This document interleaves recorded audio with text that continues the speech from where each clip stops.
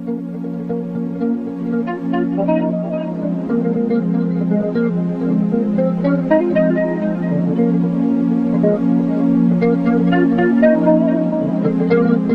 maintenant on va lancer un exemple d'équipement public. Après Michel Blanc-Pardigon interviendra sur ces questions-là. L'exemple de la vie, de la maison de la vie associative auquel vous avez contribué, Monsieur Sauvage, Monsieur Roboulin, Monsieur Lepens.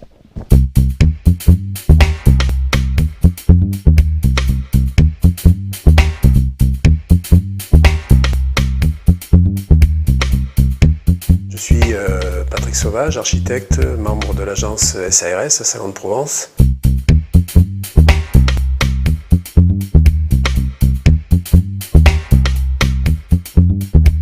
L'intention, c'était de répondre à la demande du maître d'ouvrage de la mairie de Salon, qui était de construire un bâtiment qui a pour vocation d'accueillir d'une part les services des relations extérieures de la mairie et d'autre part la centaine d'associations qui potentiellement peuvent utiliser ces locaux.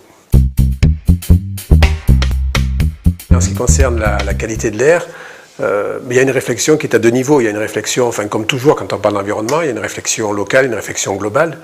Donc globalement, en faisant des efforts donc, sur le choix des matériaux et sur les qualités thermiques du bâtiment, on fait des économies de CO2, c'est-à-dire qu'ici, par exemple, comme vous pouvez le constater derrière moi, le bâtiment, toute la partie étage est construite en bois massif, c'est-à-dire qu'on a stocké, en utilisant du bois, puisque le bois, quand il grandit, quand les arbres grandissent, ils consomment du CO2, ils produisent de l'oxygène, donc ils concourent à la qualité de l'air sur Terre. Donc en utilisant et en stockant du bois massif comme ici, on a à peu près stocké l'équivalent de 40 ans d'émissions de CO2 pour les besoins du bâtiment. De la même façon, on a construit ce bâtiment, enfin ça c'était une démarche de la mairie, sur une ligne de bus, c'est-à-dire qu'on a la navette qui du bâtiment descend au centre-ville, etc. Donc on essaie de limiter les déplacements polluants en voiture. Voilà, donc ça c'est une démarche plus globale. Ensuite, plus ponctuellement, il y a une réflexion qui a été faite sur la ventilation des locaux, sur les grandes pièces en bas, le forum, etc. Une ventilation double flux, c'est-à-dire qu'on extrait de l'air censément pollué dans la pièce, on le remplace donc par de l'air neuf, et cet air neuf passe à travers des filtres. Donc on envoie de l'air qui est plus propre, plus sain pour les occupants. Parallèlement, cette ventilation est aussi asservie à un système de détection de CO2, c'est-à-dire que plus il y a de CO2 dans la pièce, et plus on ventile. C'est-à-dire que s'il y a beaucoup d'occupants, au bout d'un certain moment, la ventilation se met en route pour renouveler l'air.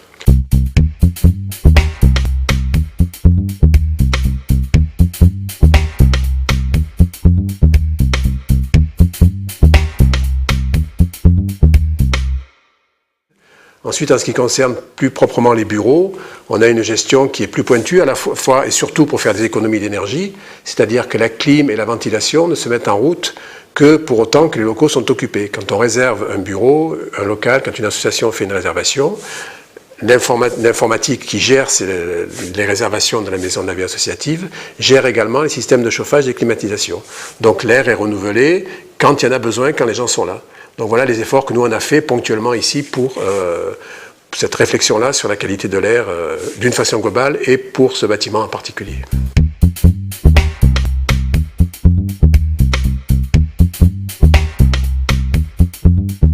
ne peut pas dire que les bâtiments ne sont pas aérés. On fait des bâtiments qui aujourd'hui, pour des raisons thermiques, sont très étanches à l'air. Les bâtiments BBC, on laisse pratiquement plus passer d'air de façon anarchique, mais par contre, on a une ventilation mécanique et contrôlée. C'est-à-dire qu'on fait passer la quantité d'air dont on a besoin réglementairement, puisque c'est comme ça que ça fonctionne, pour renouveler l'air des bâtiments. Dans une maison d'habitation, on doit renouveler, si ma mémoire est bonne, 0,5 m3 par heure.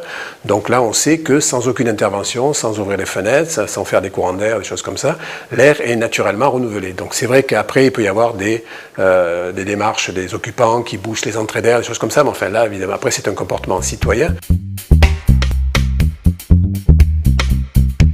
Par rapport au bois, la réglementation fait que bon, elle est toujours un peu à la traîne, mais fait que de moins en moins, on aura des émissions de ce qu'on appelle les COV, c'est-à-dire les microparticules volatiles, ou alors de formaldéhyde, qui sont les colles qui servent à coller certains bois d'ameublement, par exemple.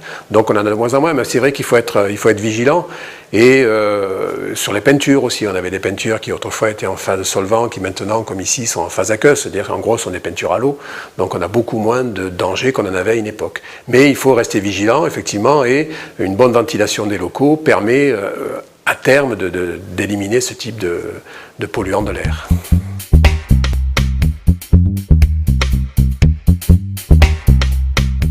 Madame Blanc-Pardigon, formidable outil qui me semble un petit peu technique. Après, on abordera la question de l'accompagnement des personnels qui les mettent en œuvre, ces outils techniques. Madame Blanc-Pardigon, élue à la santé publique, la ville de Salon, qu'est-ce qui motive une commune plus de 42 000 habitants pour s'engager sur ce type de bâtiment? Et ça a un coût, bien sûr, aussi.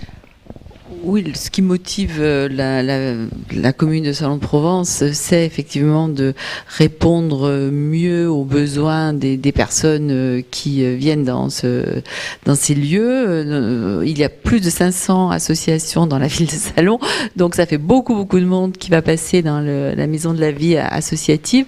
Et comme je l'ai dit tout à l'heure, nous avons fait un agenda 21, donc c'est vraiment, nous sommes convaincus qu'en termes de santé publique, l'impact de ce type d'action est important. Il est important directement, mais aussi de façon pédagogique, de façon à être exemplaire pour dire aux autres Salonnaises et Salonnais, c'est important que vous vous préoccupiez de cela.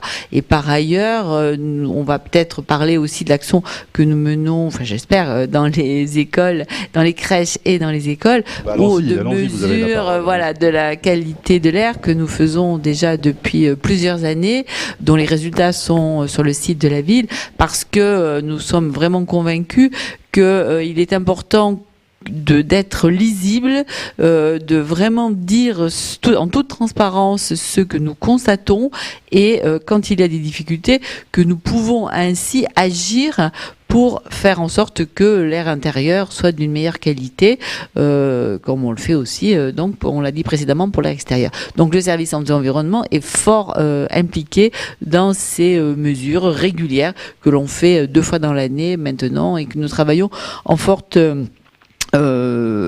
interaction avec notamment le service de la petite enfance et avec également la scolarité. Alors j'ai 2 petites questions Internet, puis après on abordera la question des coûts de ce type d'installation, la question de l'accompagnement aussi des personnels. Une première question qui fait référence à ce qu'on a abordé tout à l'heure, la question du monoxyde de carbone.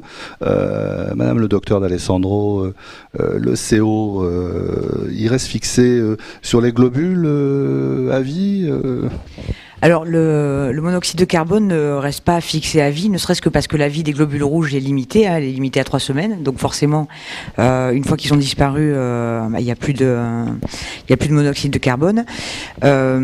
C'est une liaison forte, donc qui va compromettre la liaison avec l'oxygène. Mais il y a un moyen de traiter ce type de problème, c'est les personnes qui ont été victimes d'une contamination au monoxyde de carbone sont envoyées à l'hôpital et elles sont mises en ce qu'on appelle en caisson hyperbare. C'est aussi quelque chose qui est connu, puisqu'on le voit. On le connaît pour les plongeurs, voilà, notamment dans les films. En caisson hyperbare, de façon à ce que une partie du CO qui est fixée sur les globules rouges soit remplacée par de l'oxygène. Voilà, donc juste pour finir là-dessus, effectivement, notamment l'hiver, dans la période à laquelle on va venir, les intoxications au monoxyde de carbone restent relativement fréquentes en France, tout simplement parce que c'est un gaz qui est inodore, et ça reste un problème de santé publique, et il faut penser à l'entretien de ces appareils de chauffage, de façon à éviter justement des intoxications au monoxyde de carbone. Alors une autre question Internet, je la traite, même si effectivement c'est pas tout à fait le cas. Là, il me semble qu'il y a peut-être une petite confusion. Ventilation mécanique, prolifération de légionellose, si c'est pas bien entretenu, non.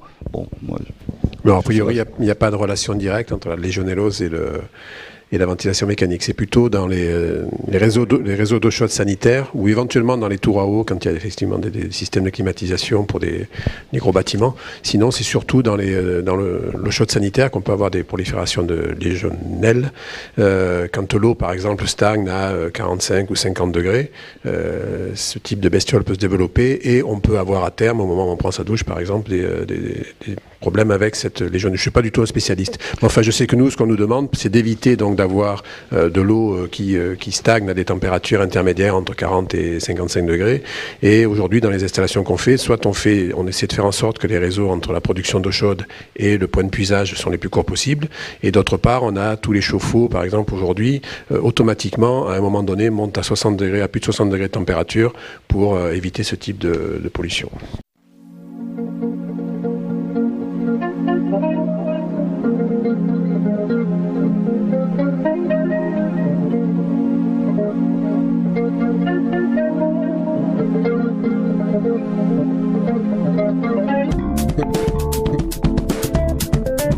Thank you.